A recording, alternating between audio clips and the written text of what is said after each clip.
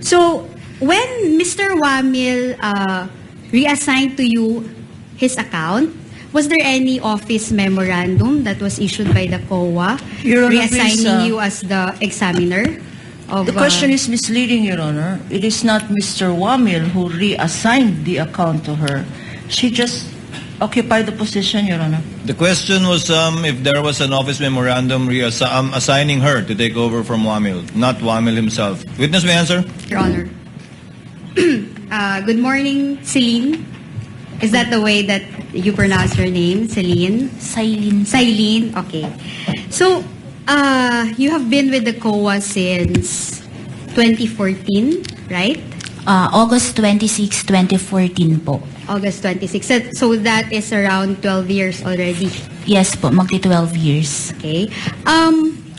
You assumed the accounts of the Vice President, the audit of the confidential funds of the Vice President and the DepEd when Attorney Wamil was reassigned to COA, Pasay, correct? Opo, tama po. Curious lang ako, Ms. Silene, was that reassignment a promotion or just a plain reassignment, if you know? Yung kay Mr. Wamil Yes. po. Na-reassign po siya. Reassignment lang. Okay. So, that was on February 12, 2024. Opo, tama po. So, Mr. Wamil was the one who prepared the AOMs for the fourth quarter of 2024 for the OVP. Tama? Yung AOM po is for the fourth quarter of 2022. 2022 rather. Opo. Okay. And he also prepared the AOM for the first and second quarter of 2023. Ng OBP po. Okay. So, we will go back to that, no? So, when Mr. Wamil reassigned to you his account, was there any office memorandum that was issued by the COA Your Honor, reassigning please, you as the examiner? Of, The question is misleading, Your Honor. It is not Mr. Wamil who reassigned the account to her. She just occupied the position, Your Honor. The question was if there was an office memorandum assigning her to take over from Wamil, not Wamil himself. Witness may answer. Yung sa assignment po kasi namin, ang hawak No, namin... just please answer the question. Was there an office memorandum assigning you to handle the accounts of the OVP and the DepEd, particularly the confidential audit of these two offices? Meron po kaming order na ako po ang assigned na maghawak ng national government agencies. Particularly the office of the Vice President and the DepEd. Meron ho kayo nun? Asked and answered, Your Honor. Hindi. My question was specific. No, I'm referring to the DepEd and the OVP. Witness may answer. These are national agencies. Your Honor, please, can the counsel allow me to continue my Asked question? and answered, Your Honor. Witness may answer, counsels. May memorandum po ba na nag-assign sa inyo specifically sa DepEd at OVP? Yung memorandum po is naka-assign ako sa national government agencies. All. Okay. Opo. Okay, I accept that answer, Your Honor. Was it Mr. Wamil who personally turned over his files to you? Iniwan po niya yung files niya sa office po nung malipat po siya sa COA Pasay. Sa kaninong office? Sa iyo or kaninong office ba? Sa custodian po namin sa COA ICFAO. Okay. So, meron ho ba siyang iniwan na endorsement sa inyo? Na ito lahat yung mga files na iniwan ko for this particular account. Meron ho ba? For the OVP, meron ho bang siyang iniwan na endorsement? Yung mismong mga files po, iniwan po niya sa custodian namin. Endorsement ho, like letter, a summary containing all containing a list of the files that he turned over to the custodian. Meron ho bang ganon? Meron po kaming logbook pag natapos na po yung Logbook. Okay, pero dala mo ba yun ngayon? Hindi po. Okay. So how about dun sa DepEd? May iniwan ho ba siyang transmittal doon sa custodian na ito lahat yung mga iniwan kong files with regard to the audit of the DepEd confidential funds? Meron ho ba? Ang iniwan po niya is yung mismong documents. Yung mismong document. So walang transmittal na iniwan ho dun sa custodian. Yung mismong documents po. Documents. Yun. Okay, sige. May iniwan ho ba si Mr. Wamil sa inyo? Di ba sabi niyo may mga documents ho siyang iniwan. Di ba pag nag-audit ho tayo, meron ho tayong tinatawag na working papers. Yung mga drafts po natin. May iniwan ho si Mr. Wamil sa inyo nun? Your Honor, please, again, the question is misleading. This witness already said, asked and answered, that Mr. Wamil did not leave documents to her.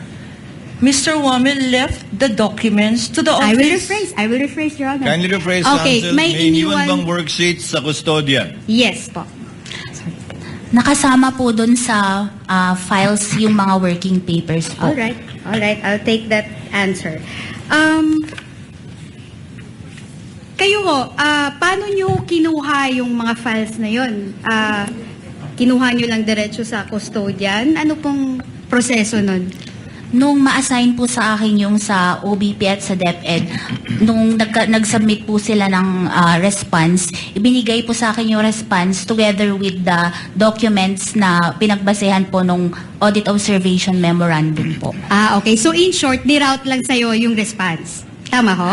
Response together with Yeah. yung AOM, together with the attachment po na yung mga dokumento. Okay. So, kailan ho yan niroute sa inyo? Yung response, yung AOM, mga estimate lang po. Iba-iba po kasi, di ba, ang una is yung March 13, 2024 na response nila sa NS. Naibigay po sa akin to March 14. Yung sa iba po, hindi ko na matandaan yung exact dates, pero malapit po dun sa after ma-submit yung response. Alright. I'll take that answer. Okay. So, Wamil prepared the AOM for the fourth quarter of 2022 for the Office of the Vice President. Tama po? Opo. How about the first to third quarters of 2023? Sino ho ba yung nag-prepare ng AOMs na yun? Dalawa ho yun. Yung sa OBP po, na first and second quarter 2023, nandun pa po siya nung ma-issue po yung Okay. AOM. Yung sa third quarter po, siya yung nag-draft. Pero nung na-finalize na po yun, wala na po siya sa COA ICFAO. So, yung custody po ng document na yun, nasa Division Chief. Kaya nung finalize po yun, Division Chief na po yung nag-finalize. Okay. So, alright. Sige, we will flash this AOMs, no?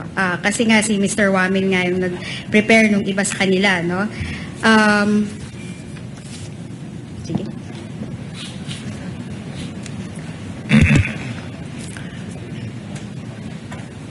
May we know from counsel which AOM she will be flashing? Is it the defendant's document or the prosecution's document? Hello. Because the defendant's documents were not identified nor presented to this witness, Your Honor. Then if counsel wants to confront the witness with documents she has identified, she has to use the prosecution's evidence because that was the one identified by the witness. If she now intends to present the defense documents, they are not documents that have been identified nor authenticated by this witness during her testimony. We will She can confront have the- a continuing objection. Excuse me, counsel. We will have a continuing objection to their presenting their documents which have not been identified by the witness. They are AOMs. AOMs have been identified by the witness, but these are prosecution's AOMs, Your Honor. May I suggest, Your Honor, to the defense counsel, since she refused for us to use the defense witnesses, that she uses now the prosecution's documents. That is up to her, counsel. She may confront the witness with her copy of the AOM. I'm sure she would be competent to testify whether these are the same documents earlier identified as exhibits for the prosecution or not.